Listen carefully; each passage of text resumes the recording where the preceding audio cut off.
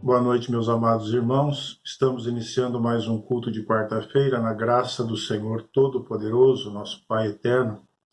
Nós bendizemos o Senhor por esta noite. Vamos iniciar, irmãos, com uma oração, clamando ao Senhor que esteja conosco. Bendito o teu nome, Senhor, por esta noite. Glorificamos o teu nome porque tu és grande, excelso, todo-poderoso. Tu és o nosso Pai, nosso ajudador.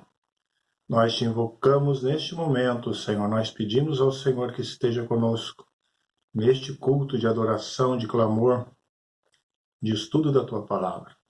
Bendito seja o teu nome, Senhor, por toda a eternidade. Nós te exaltamos porque tu és bom e eterno. Em nome de Jesus. Amém. Meus irmãos, estamos reunidos mais uma vez e nós vamos ler o primeiro texto em João 6. Peço que você abra a sua Bíblia em João 6 e nós vamos ler dos versículos 1 ao 13. João 6, de 1 a 13. Diz assim a palavra do Senhor.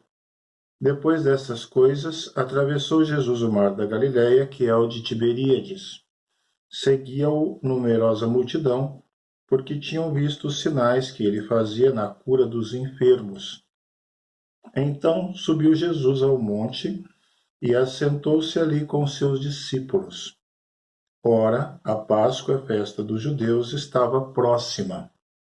Então Jesus, erguendo os olhos e vendo que grande multidão vinha ter com ele, disse a Filipe: Onde compraremos pães para lhes dar a comer?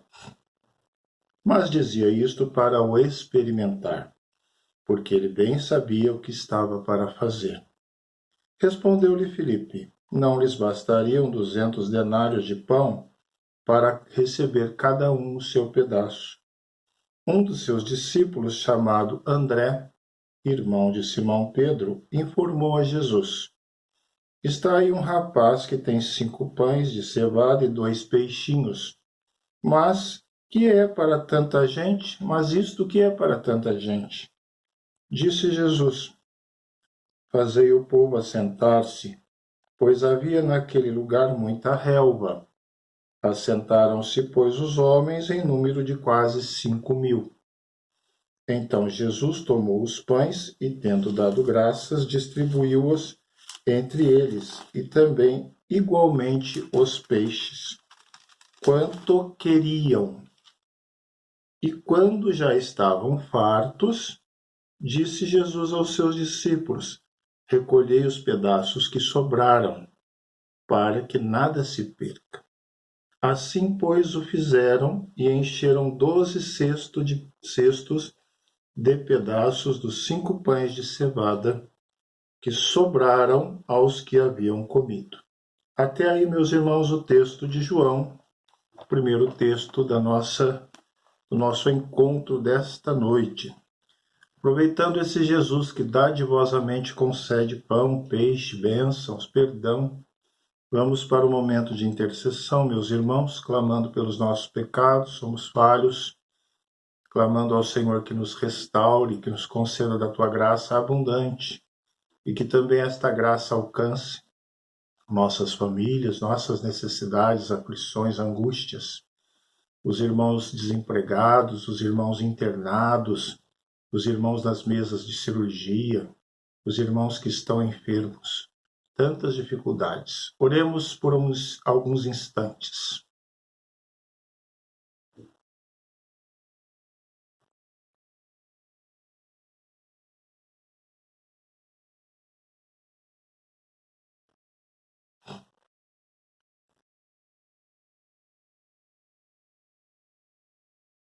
Deus grandioso, Pai eterno, Deus soberano, onisciente, onipotente, onipresente, colocamos diante do teu altar, ó Deus, as nossas necessidades, aflições e lutas. Colocamos os nossos lares, ó Pai, restaura os lares, as famílias. Quantos relacionamentos, ó Deus, interrompidos, rompidos, tenha misericórdia. Abençoe, Senhor, nossos irmãos enfermos, cura, Senhor, liberta da enfermidade. Restaura os que estão nas UTIs, entubados, os que estão em tratamentos em doenças severas, pesadas, difíceis, crianças, adolescentes, jovens, adultos, anciãos, ó Deus, tantos, cada um na sua realidade de vida, na sua idade. Tu és o Todo-Poderoso, o Restaurador, aquele que cura e que liberta. Sê propício, Senhor, visita os lares, visita as famílias, visita estas vidas. Tantos irmãos que carecem de uma porta aberta, Senhor, de a solução de um problema, de uma situação, de uma causa difícil.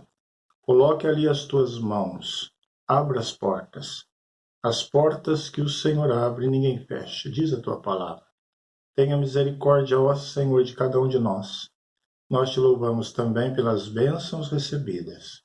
Louvado o teu nome, porque tu és Deus poderoso, Deus que concede a multiplicação, como vimos. Deus que faz com que as coisas se multipliquem, sejam abençoadas com os teus milagres e sinais maravilhosos. Nós cremos neste Deus, é o mesmo Deus dos pães e peixes. Nós te glorificamos e te exaltamos e te pedimos, em nome de Jesus Cristo. Amém. Queridos irmãos, o nosso segundo texto encontra-se em 2 Reis 4, de 1 a 7. 2 Reis 4, de 1 a 7. Um texto já lido várias vezes, eu já trouxe algumas mensagens aos irmãos deste texto em que Eliseu aumenta o azeite da viúva. Gostaria de abordá-lo sobre outro plano nesta noite com os meus irmãos. O texto nos diz assim: certa mulher das mulheres dos discípulos dos profetas clamou a Eliseu, dizendo: meu marido, teu servo, morreu, e tu sabes que ele temia ao Senhor. É chegado o credor para levar os meus 2 filhos para lhe serem escravos. Eliseu lhe perguntou: que te hei de fazer? Dize-me o que é que tens em casa. Ela respondeu: tua serva não tem nada em casa, senão uma botija de azeite. Então disse ele: vai, pede emprestadas vasilhas a todos os teus vizinhos, vasilhas vazias, não poucas. Então entra e fecha a porta sobre ti e sobre teus filhos, e deita o teu azeite em todas aquelas vasilhas. Põe à parte a que estiver cheia. Partiu, pois, dele e fechou a porta sobre si e sobre seus filhos. Estes lhe chegavam as vasilhas, e ela as enchia. Cheias as vasilhas, disse ela a um dos filhos: chega-me aqui mais uma vasilha. Mas ele respondeu: não há mais vasilha nenhuma, e o azeite parou. Então foi ela e fez saber ao homem de Deus, e ele disse: vai, vende o azeite e paga a tua dívida, e tu e teus filhos vivei do resto. Um texto já bem abordado, bem explorado, mas muito rico e cheio de verdades para as nossas vidas. Meus irmãos, vamos orar? Deus de amor, Deus de poder, diante da tua palavra nós nos humilhamos. Somos, ó Deus, pequeninos diante das Escrituras e ao mesmo tempo nos maravilhamos com elas. Bendito o teu nome pelas tuas verdades e pedimos que o teu Espírito nos ensine, nos ilumine e nos agracie, Senhor, com aprendizado. Precisamos de ti. Somos pecadores e nada podemos diante da tua grandeza. Precisamos do Senhor e do teu ensinamento em nossos corações. Nos abençoe, Senhor, e nos ajude. Nós te clamamos em nome de Jesus. Amém. Queridos irmãos, é muito interessante os momentos da nossa caminhada, da nossa vida. É muito interessante percebemos que muitas situações estão boas, muitas situações estão tranquilas e repentinamente as coisas mudam, irmãos. Repentinamente parece que tudo vira no avesso, não é verdade? Nós dizemos muito essa frase também: nossa casa virou no avesso. De repente, nossa família, minha vida estava tão bem, e de repente tudo mudou. Parece que passou ali um vendaval. Isso aconteceu também, dá para a gente imaginar, na vida dessa mulher, dessa casa aqui, desse lar, do texto que lemos agora. Possivelmente vivia ali numa família saudável. Seu marido era discípulo dos profetas. Nós vemos aí no versículo 1. Era membro de um tipo de associação de profetas. Provavelmente Eliseu fosse o líder desse grupo. Eliseu, o líder desse grupo ao qual este homem pertencia. Porém, após um período, o marido daquela mulher veio a falecer, ele morreu. Pode ser fruto de uma das perseguições em que os profetas sofreram na época, e também os servos, os discípulos dos profetas, perseguição na qual muitos morreram. Pode ter sido isso a motivação do seu falecimento. Então ele morre. E para completar esse quadro difícil, corre também a mulher o risco de perder seus filhos. Os credores naquela época não eram lá muito piedosos. Eles eram duros. E as leis antigas permitiam que os filhos fossem vendidos como uma forma de pagamento de alguma dívida.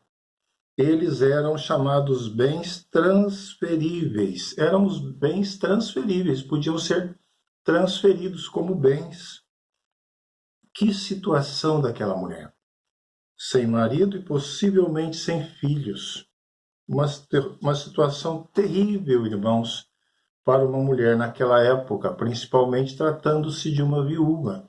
Nós sabemos das dificuldades das viúvas naquele período.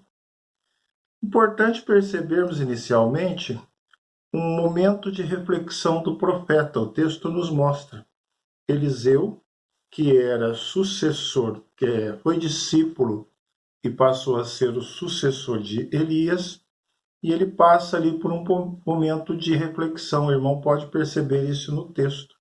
Uma situação que deixou o profeta aparentemente meio que perplexo. E Eliseu parece que ficou um tempo refletindo, e após um período, ele faz uma pergunta para aquela viúva. Que te hei de fazer? Versículo 2.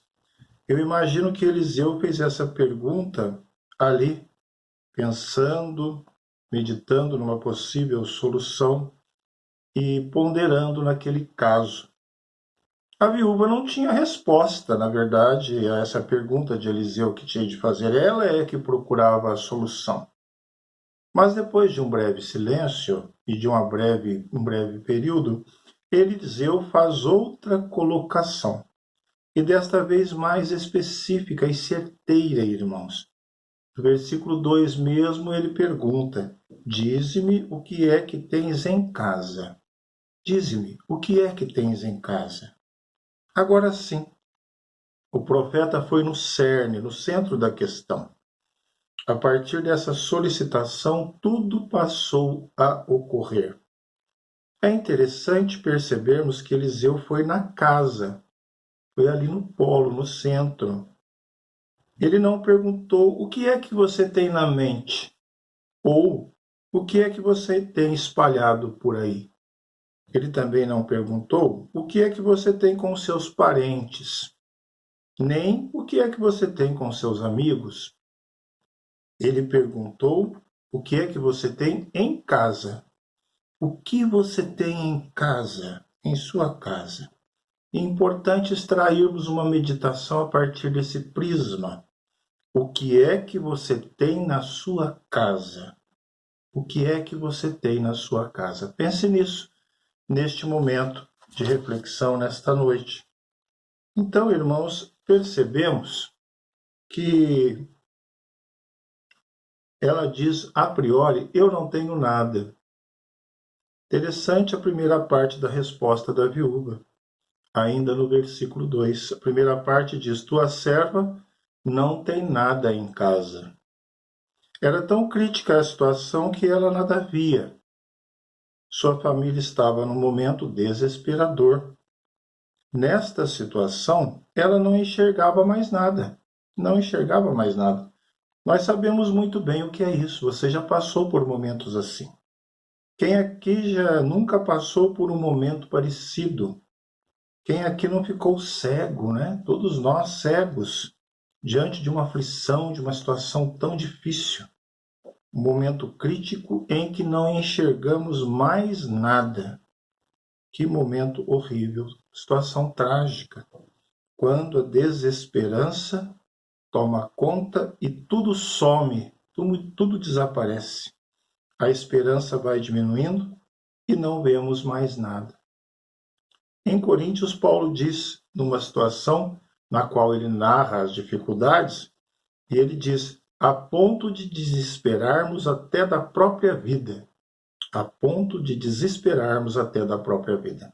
Dificuldade, talvez, ali no contexto de Paulo, em Coríntios, de perseguição, ou de enfermidade, ou de algum dano sofrido. Então, o grande apóstolo Paulo passou pela desesperança. Desesperado da vida, ele não vislumbrava saída. Ele também não via mais nada à sua frente. Apenas a morte. Apenas a situação trágica da morte. Mais ou menos o prisma e a condição desta mulher. Era parecida a situação daquela viúva. E assim conosco, irmãos, quando enfrentamos esses desafios, nós não vemos saída. Não vemos mais nada. Quem sabe esta é a situação da sua vida agora, que você não tem olhar para ver nenhuma saída. Como está a sua vida, a sua família? Vamos levar este ponto em consideração. Mas o que você tem em sua casa? Quem sabe você responderia, eu não tenho mais nada, eu não tenho nada. A semelhança dessa primeira parte da resposta desta mulher. Mas, irmãos, a viúva continua a resposta aí. Tenho uma botija de azeite, no mesmo versículo 2, senão uma botija de azeite. Não tenho mais nada, ela complementa, senão uma botija de azeite. Uma botija de azeite, irmãos, é mais do que nada. Uma botija de azeite é melhor do que nada. Para quem não tem nada, uma botija de azeite é boa coisa. É boa coisa. E como aquela botija de azeite rendeu? Mas não era somente uma botija de azeite? Há um ditado popular que informa que o pouco com Deus é muito. Será que na sua casa tem apenas uma botija de azeite? Você está enxergando esta botija de azeite? Ou será que não tem visto o pouco que você tem? O pouco que há em sua casa? E essa pergunta é para mim também. Você tem olhado muito, e talvez eu também, a árvore do vizinho, as coisas e condições do vizinho, do semelhante, mas não tem cuidado dos brotos do seu jardim. E o broto do seu jardim às vezes está perecendo pelo olhar que você tem cultivado muito no jardim do seu vizinho, do outro, e não tem cuidado do que há na sua própria casa. Lembre-se que este pouco, este broto, esta botija de azeite pode se transformar numa grande bênção. E é importante no texto vislumbrarmos que só depois que ela visualizou a botija, só depois que ela apontou a existência da botija, é que o profeta se mobilizou. Então, disse ele, aí entra no versículo 3, então disse ele, a partir do momento que ela disse, sim, há uma botija de azeite. Aí o profeta continua e dá a ela aquele procedimento em que ela e seus filhos fizeram. Sabe, irmãos, com a bênção de Deus, o pouco se multiplica. Precisamos reeducar o nosso olhar. Precisamos enxergar com gratidão os detalhes. Detalhes também são bênçãos. Detalhes também são milagres. Nós vimos no primeiro texto detalhes, alguns pães e alguns peixes. como aqueles detalhes se transformaram em bênçãos para milhares de pessoas. Detalhes também são bênçãos, e nas mãos do Senhor se tornam milagres. Nós vimos ali. Muitas vezes é tão pouco que nem prestamos a atenção. Veja, perceba que o olhar da viúva foi se redimensionando. Ele foi se redimensionando. Eu não tenho nada em casa, a primeira parte. Depois ela diz, tenho uma botija de azeite. E outros detalhes tantos ela passou a enxergar. Você tem enxergado os detalhes, as botijas de azeite que existem em sua casa? Mas, irmãos, a partir do questionamento do profeta, ela também descobre que em sua casa há disposição. Tem disposição. Versículo 3 diz, vai, o profeta dizendo para ela, pede emprestadas vasilhas, pede emprestadas vasilhas a todos os teus vizinhos.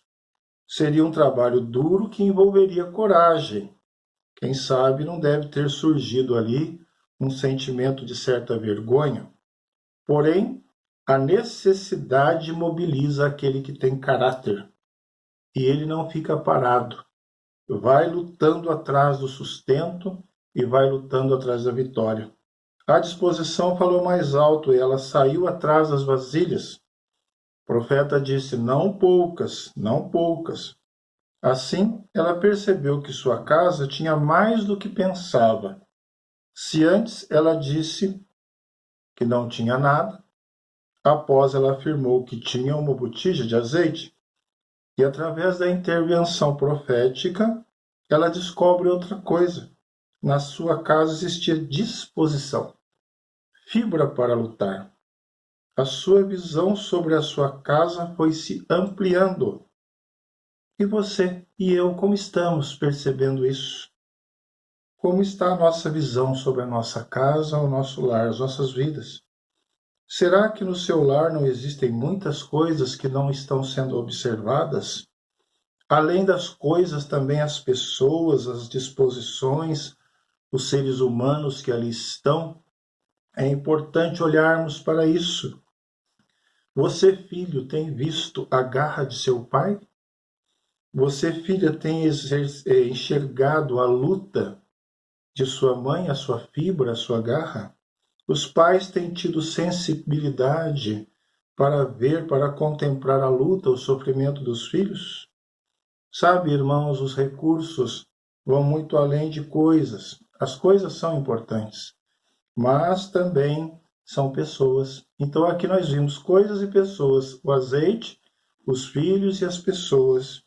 Recursos também são vontade, disposição, energia, inteligência, coragem. Não saísse a emprestar vasilhas, a viúva não veria as bênçãos. Coragem e disposição.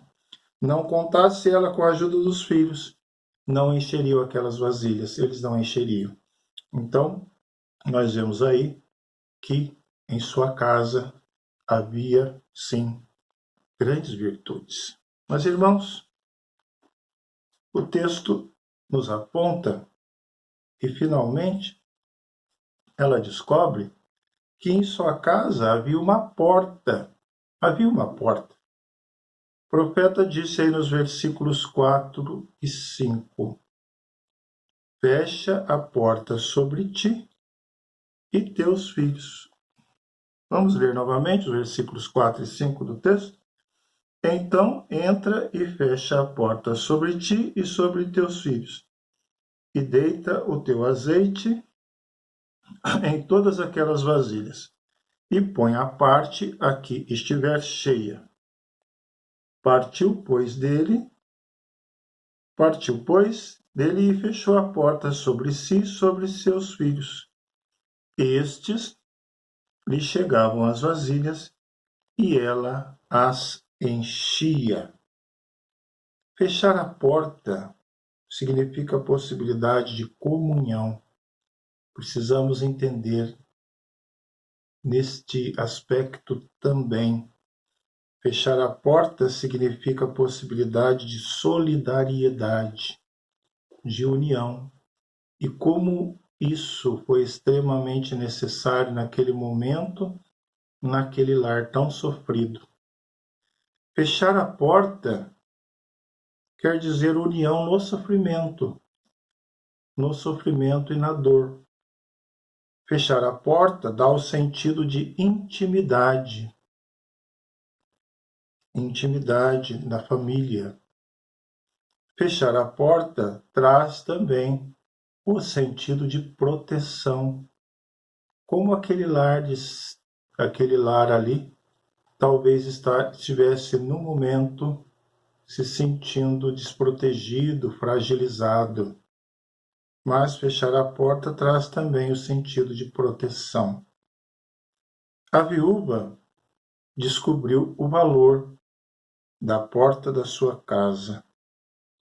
Que visão ampliada ela tinha agora? Que visão ampliada? De uma afirmação de que eu não tenho nada em casa, constatou que tinha uma botija de azeite. Depois ampliou a visão e experimentou que havia disposição, vontade, energia. Além da disposição, também existiam pessoas, os seus filhos, gente. E agora ela redescobriu o valor da porta da sua casa. Unida com seus filhos, encheram todas aquelas vasilhas. Que momento de felicidade deve ter sido aquele, irmãos?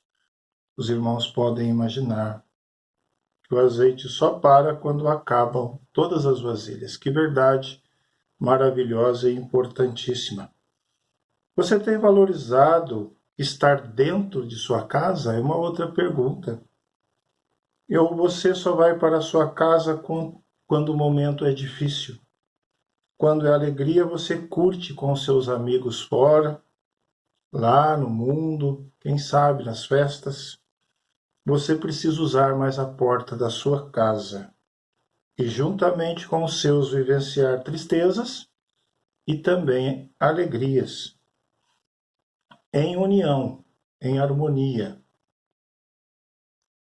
no coletivo do seu lar, na solidariedade da casa, clamar ao Senhor, em união, buscar as bênçãos do Senhor, nas tristezas e nas alegrias, em união, com as portas fechadas, que dá o sentido de intimidade, de família. Clamar ao Senhor que multiplique o azeite da botija, com a porta fechada e em comunhão familiar, buscar o Deus que multiplica o pouco, o Deus que multiplica o pouco. Hoje nós vimos o Deus que multiplica pães, peixes, alguns pães e alguns peixes, uma botija de azeite. E esse Deus maravilhoso. Concluindo, queridos irmãos, na introdução desta mensagem, nós vimos que tudo pode estar indo bem, de repente em casa, na vida, mas tudo repentinamente pode mudar, como aconteceu na vida daquela mulher que vivenciou um período de mudança trágica. Repentinamente vêm as nuvens e as adversidades e a escuridão. Sabe, irmãos, isso pode estar acontecendo na sua vida e na sua família. A pergunta é, o que é que você tem em casa?